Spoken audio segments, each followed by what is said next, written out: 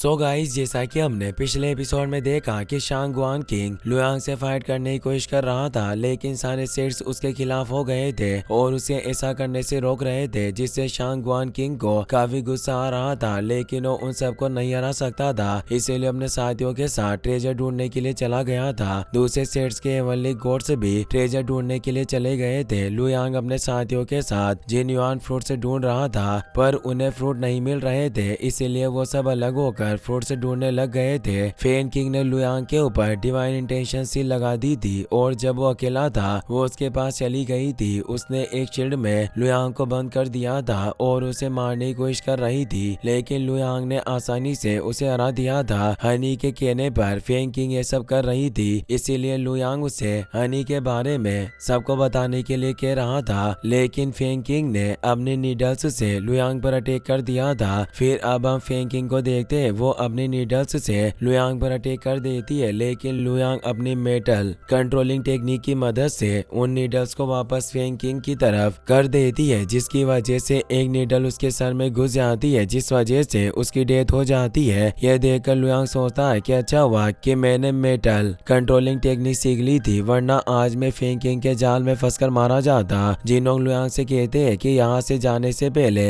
Hiding formation की मदद से इसकी डेड बॉडी को छिपा दो, ताकि अगर कोई यहाँ आ भी जाए तो उसे इसके बारे में पता न चले और तुम भी सेफ रहो। उनकी बात मानकर लुयांग अपनी हाइडिंग फॉर्मेशन की मदद से फेन किंग की डेड बॉडी को जमीन के अंदर छिपा देता है और वो उन बैनर्स को भी गायब कर देता है, जिसकी मदद से फेन किंग ने शील्ड बनाई थी। उन सब चीजों को गायब करने के बाद लुयांग जिनयुआन फ्रूट से ढूंढने के लिए आगे चला जाता है। वहाँ उसे काफी फ्रूट्स मिलते हैं और वो पके हुए नहीं थे, इसीलिए लुयांग वहाँ से आगे बढ़ जाता है। लेकिन तभी ट्रू डेविल हॉल का 9th लेवल का हेवनली गॉड गाओ युआन उसके सामने आ जाता है। उसे देखकर लुयांग डर जाता है, क्योंकि जब लुयांग हेवनली वेस्टलैंड में आया था तो गाओ युआन ने उसे ट्रू डेविल हॉल ज्वाइन करने के लिए कहा था, पर लुयांग ने उसे मना कर दिया, जिससे गुस्सा होकर गाओ युआन उसे मारने की कोशिश कर रहा था। लुयांग डरकर वहाँ से दूर भागने लगता है। गाओ युआन भी उसके पीछे भागता है। वो कहता है कि हम दोनों पुराने दोस्त हैं, आखिरकार तुम मुझसे दूर क्यों भाग रहे हो। लुयांग उसकी बातों पर ध्यान नहीं देता और एक अलर्ट स्पेल को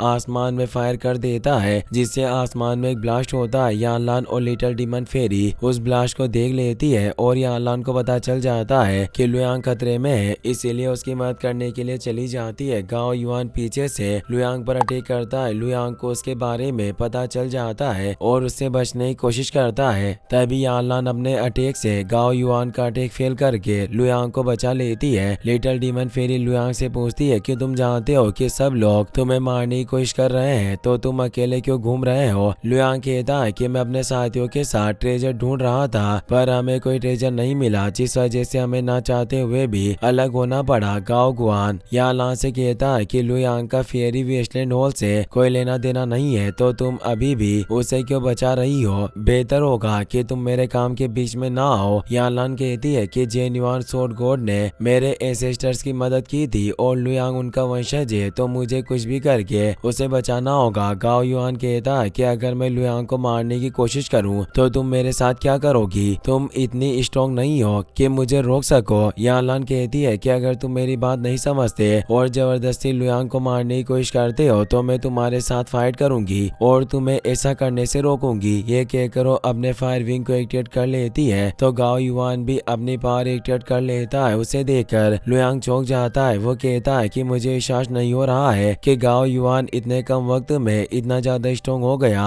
अब उसे हराना काफी हार्ड होगा। गाओ युआन अपनी शॉर्ट स्लेज से यानलान पर अटैक करता है। यानलान अपने फायर विंग की मदद से उसके अटैक को रोकती है, जिसकी वजह से वहाँ एक ब्लास्ट हो जाता है। उस ब्लास्ट की वजह से यानलान और लिटिल डीमन फेरी दूर हो जाती है। उस ब्लास्ट की एनर्जी की वजह से गाओ युआन को भी काफी तकलीफ होती है, पर वो हार नहीं मानता और अपनी शॉर्ट से यानलान पर अटैक कर देता है, मगर यानलान आसानी से उसके अटैक से बच जाती है और अपने फायर विंग से लगातार उस पर अटैक करती है, जिसकी वजह से गाओ युआन पीछे हो जाता है। उन अटैक की वजह से उसे काफी चोट लगती है और उसकी हालत खराब हो जाती है। इससे वो समझ जाता है कि वो यानलान को नहीं हरा सकता। वो यान लान से कहता है कि 20 सालों बाद हेवनली चाइल्ड लिस्ट के लिए बैटल्स होगी और उसमें मैं तुम्हें जिंदा नहीं छोड़ूंगा। उन बैटल्स में तुम्हें मेरी रियल पावर के बारे में पता चलेगा। ये कहकर गांव युवान वहां से भाग जाता है। लिटिल डीमन फेरी यान लान से कहती है कि आप सच में बहुत ही ज्यादा पावरफुल है। आपने हेवनली चाइल्ड लिस्ट के 19 रैंक वाले हेवनली गॉड को हरा दिया।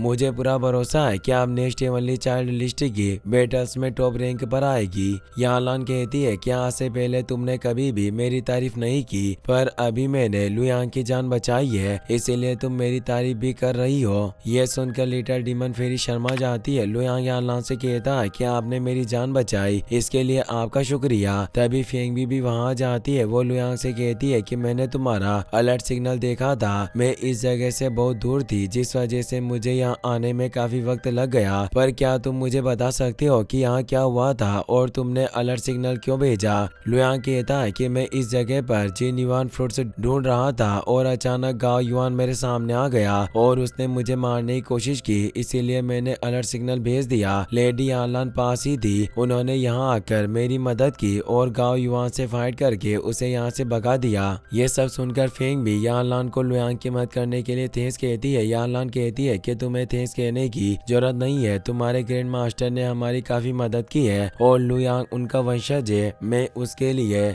इतना तो कर ही सकती हूँ। अब हमें अपने साथियों से मिलना है, इसीलिए हमें जाना होगा। ये कहकर यान लान और लिटिल डीमन फेरी वहाँ से चली जाती है। वहाँ से जाते हुए लिटिल डीमन फेरी बार बार लुयांग की तरफ देख रही थी। उसे देखकर फेंग भी लुयांग से कहती है कि मुझे ऐसा लगता है कि जियो तुम्हें पसंद करने लगी है, इसीलिए वो तुम्हें बार बार देख रही है। लुयांग कहता है कि तुम गलत समझ रही हो, हम दोनों सिर्फ अच्छे दोस्त हैं, उसके मन में मेरे लिए कोई फीलिंग नहीं है। फेंग भी सोचती है कि मैं गलत नहीं समझ रही हूँ, मैं भी एक लड़की हूँ और मैं जानती हूँ कि किसी को पसंद करने पर कैसा लगता है, पर मैं लुयांग को इसके बारे में नहीं बता सकती। वो लुयांग से कहती है कि अब हम दोनों मिल गए हैं तो तुम्हें अकेले घूमने की जरूरत नहीं है, वरना फिर से तुम्हारी जान खतरे में पड़ जाएगी, इसीलिए अब तुम मेरे साथ रहना। हम अपने साथियों को ढूंढेंगे और उसके बाद गोल्डन स्पीड बिस्ट को पकड़ने का प्लान बनाएंगे। लुयांग कहता है कि तुम सही कह रही हो, अब हमें फ्रूट्स को छोड़कर गोल्डन स्पीड बिस्ट को पकड़ने के बारे में सोचना चाहिए, इससे हमारा काफी फायदा होगा। फिर हम 3 दिन बाद का सीन देखते हैं। शॉर्ट सेट्स के मेंबर्स गोल्डन डेजर्ट में आ गए थे। वेन जून पूछती है कि हम सबको यहाँ आए हुए काफी वक्त हो गया है, तो फेंग किंग अभी तक यहाँ क्यों नहीं आई है? क्या तुम में से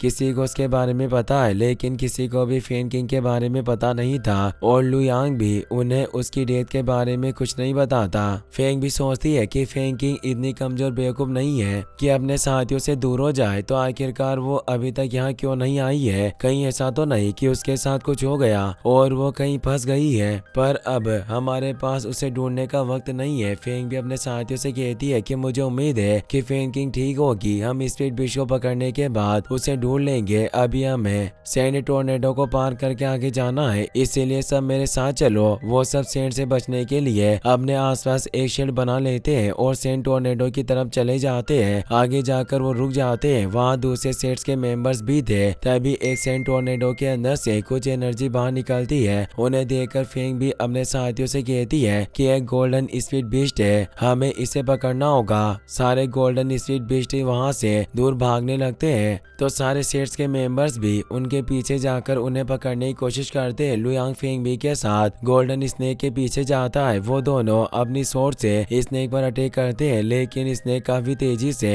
मूव कर रहा था, जिस वजह से उनके अटैक फेल हो जाते हैं। तो लुयांग अपने एक स्पेल की मदद से उस स्नेक को स्लो कर देता है और अपनी स्वॉर्ड से अटैक करके उसे मार देता है। लुयांग गोल्डन स्नेक की स्पीड को निकाल कर फेंग बी को दे देता है। तभी ब्लड गॉड सेक्ट के 2 हेवनली गॉड्स वहां जाते हैं। वो दोनों गोल्डन स्नेक की स्पीड छीनने के लिए लुयांग और फेंग बी पर अटैक कर देते हैं। एक हेवनली गॉड अपने हेवन रीचिंग ब्लड हैंड से फेंग बी पर अटैक करता है। फेंग भी आसानी से उसके अटैक को रोक लेती है। वो लुयांग से कहती है कि मैं इन दोनों को रोकती हूँ, तुम दूसरे लोगों को मदद के लिए बुलाओ। लुयांग अपने अलर्ट स्पेल को आसमान में फायर कर देता है उसे रोकने के लिए। दूसरे हेवनली गॉड उस पर अटैक करने के लिए आता है, लेकिन लुयांग अपने सोल कॉन्करर टेक्निक की मदद से दूर कर देता है। फेंग भी उस हेवनली गॉड से फाइट कर रही थी, तो लुयांग उसे देखने लगता है। इसका फायदा उठाकर दूसरा हेवनली गॉड अपनी ब्लड ब्लेड से उस पर अटैक कर देता है, लेकिन लुयांग को उसके अटैक के बारे में पता चल जाता है और वो साइड में होकर उसके अटैक से बच जाता है। वो कहता है कि तुम मेरा मुकाबला नहीं कर सकते, इसीलिए अपनी एनर्जी मत बर्बाद करो। ये कहकर वो स्वॉर्ड स्लेज से उस पर अटैक करता है। वो हेवनली गॉड अपनी ब्लड ब्लेड की मदद से उसे रोकने की कोशिश करता है, लेकिन लुयांग का अटैक काफी पावरफुल था, जिसकी वजह से वो हेवनली गॉड दूर जाकर गिरने लगता है। यह देखकर फेंग बी से फाइट कर रहा हेवनली गॉड घबरा जाता है। वो फेंग बी से फाइट करना बंद कर देता है और टेलीपोर्ट होकर अपने साथी को बचाता है। इतने वक्त में स्वॉर्ड सेक्टर के बाकी मेंबर्स भी वहां जाते हैं, जिन्हें देखकर वो घबरा जाता है। इसी के साथ ये एपिसोड यहीं पर खत्म हो जाता है।